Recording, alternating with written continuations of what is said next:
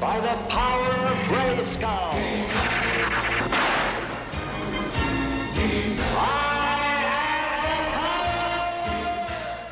Well, I hope everyone had a happy holiday and a happy new year. But as they say, start as you mean to go on. So, as the current trend being looking at some Japanese exclusive characters, today I'm going to be looking at yet another one. Yes, yet another Japanese character. This one being Legacy Metal Hawk. Now, a friend of mine has the original Metal Hawk, and I'll be fully honest, I do not blame him for not wanting to take it out of the box because, man, that chrome would scratch so easily. But for me, the Legacy one will do for now. Well, here we have Metal Hawk in his very, very interesting jet mode, going very much with those primary colours of black, well not black, navy blue, red, a sort of off-white grey colour and a nice bit of yellow. Definitely stands out on the bottom of the jet. Well, with this being a retool of the Kingdom Cyclonus figure, I'd say they did a fairly decent job. The only really big gripe that I do have with this figure is the fact that they didn't carry over the landing gear on this figure. I suppose that was just down to budget constraints. I mean, they did retool this, so most of the budget would have gone elsewhere for this wave, so it's fairly understandable.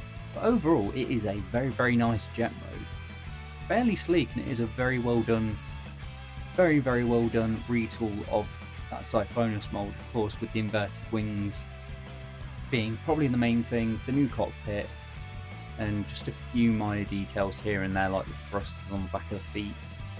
Just small bits like that. So as you can probably tell, there is a bit of weapon storage for his vehicle mode. His sword just plugging in right on the top, which can plug on in two different ways. So you've got these two ports here, and you have his 5mm port, which that will tab into the 5mm port, and these two little clips will plug in on the back here, which isn't too bad. And then for the guns, these are on the same sort of clips, so these will go either side and just clip in onto these ports here, which just give him some extra tail fins, which is a nice little addition. Well, enough of the jet mode, let's get into transformation, shall we? Transformation on Metal Hawk is fairly simple.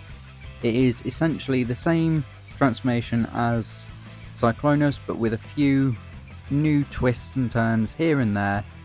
The cockpit being probably one of the most notable things, the chest being probably the most annoying part, due to the fact that you have to fold those arms in and then clip them in to place with the chest compartment, and trying to get everything lined up was a little bit irritating. Of course, the wing flaps have changed ever so slightly for the wings, so there isn't those indentations. Alongside the arms, they're no longer a swivel round, they are instead just on a hinge. But the rest of the figure is pretty much identical to that Cyclonus mould. Overall, not a bad transformation, nice and swift, and certainly enjoyable. Now here we have Metal Hawk in his robot mode. You can definitely see within that transformation where a lot of that engineering went from the retooling. Of course, the few minor things here and there, like the wings, they're just moulded in now, although there is still that gap on the wing there, but they are just moulded in now. And of course, the chest being slightly different. Of course, you saw that I struggled trying to get those lined up properly. Just something silly, I guess, for me to try and transform properly, which is a bit funny. But overall, it is a very nice reuse of that Cyclonus mould. Of course, that lovely head sculpt, we're just getting close there. Lovely head sculpt, taking a little bit of inspiration from the IDW comics. Of course, if you didn't know, from the IDW comics, Metal Hawk was a civilian who then became a part of the inner circle on Cybertron. But very nice moulded detail along the chest and along the rest of the figure. Very nice use of that red to break up from the grey, blue, the silver and the yellow. Of course, is meant to mimic that very bright chrome gold. I'm glad that they went with yellow instead. So accessory wise, we did briefly go over them. So he does have his sword, which is just moulded in that same plastic, and it is on a 5mm port, so you can have him hold his blade, which is probably his more notable weapon. And his other two weapons, his guns, can be held individually, or you can snap them together, which is part of the Evo Fusion gimmick. And he can have his one big blaster, which I think works well for him. Looks like a little jet really. But yeah, he is a nice little figure. And you can get him into some really, really cool poses, which again is one thing that I do quite like about Legacy. The fact that they are taking the time to craft figures like this that have a bit more substance to them. So articulation wise, we'll just get rid of his accessories for a moment while we take a look at his articulation, but it is fairly similar to that Cyclonus figure.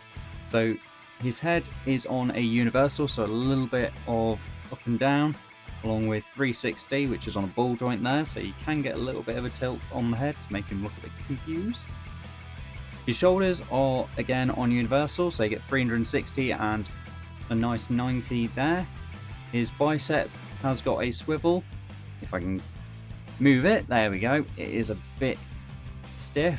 I mean, this guy has just come out of the box for me, so it's understandable that his joints are going to be a little stiff. His elbow can get 90 degrees, and you can get a little bit of a tilt and rotation on his hands there. He has a 360 degree waist, which is lovely to see. Universals for the hips, so you can get a nice Van Damme on him, as well as a nice split forward and back. He also has mushroom pegs for his thighs, so you can get a nice rotation there at the thigh, as well as a double jointed knee bend there, which can be a little bit irritating to try and sit right, especially when you're trying to pose this guy. He has a nice bit of ankle tilt, which can go very far out, and a slight bit of toe bend as well. So you can get a nice few decent poses out of this guy. Overall, not a bad little figure, especially for a retool, and that's what I mean by those joints in the knees. He's not the most stable guy, unfortunately, but he looks great. He does look pretty damn good. Right, what was your name again? Metalhawk. My name is Metalhawk. You'll see, Prime, I don't want to be a part of this war anymore. Right, okay. Why? Well, I'm a pacifist. I don't believe in war. Right. What do you want me to do about it? Well, can you give me another job? Let's see. I know you can be a politician. A politician? But that's worse than being in a war. Well, that's the only position I have available for you. I guess it's fine. I'll be a politician then. Well, I'd definitely say that it is a solid figure. I mean, if I'm scoring it, it's going to be a B+. It is essentially the definition of copying someone else's homework. It is, I mean, the pre-existing mould, that Cyclonus mould, is a brilliant figure on its own. So I think it was a really, really safe choice to retool it into Metalhawk. Like I said, it is a good figure. It's brilliant, but it is definitely the definition of playing it safe and copying someone else's homework. It's not a bad figure, it's just good, if I'm being honest. I like it. It is great to see a obscure character like Metalhawk finally have a little bit of limelight with a decent figure. If you did enjoy this video, then don't forget to smash that subscribe button, and if you haven't already, the giveaway is still open. It is going until the 10th of January, so if you do want to enter that, go head out go check out my top 10 figures of last year and make sure that you do enter if you want to win those giveaways. But for now, I will see you guys for the next one.